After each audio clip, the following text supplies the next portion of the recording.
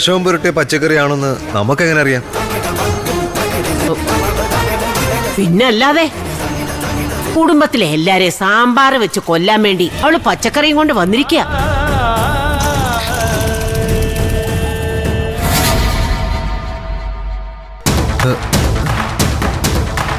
മുത്തശ്ശി ദേ കണ്ടോ, പച്ചക്കറി മാത്രമല്ല കത്തിയുണ്ട്. കത്തിയോ?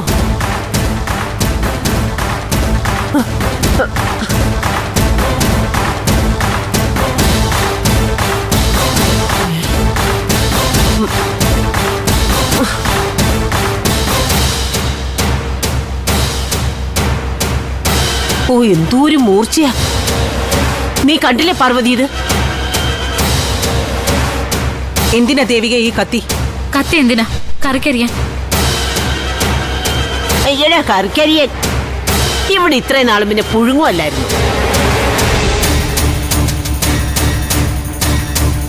പാർവതി, ശരത്തുമോൻ പറഞ്ഞതൊക്കെ ശരിയാണെന്ന് ഇപ്പൊ ഉറപ്പായില്ലേ? ഇന്ന് വൈകിട്ട് ആരുടെയോ കഴുത്തു പോവേണ്ടതാ.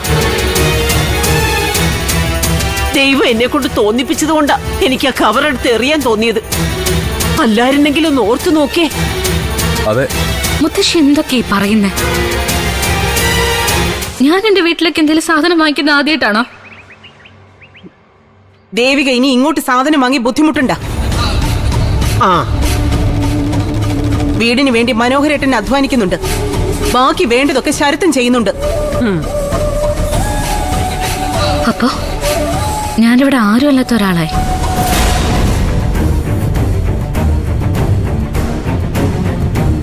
അങ്ങനെയല്ലേ അമ്മേ?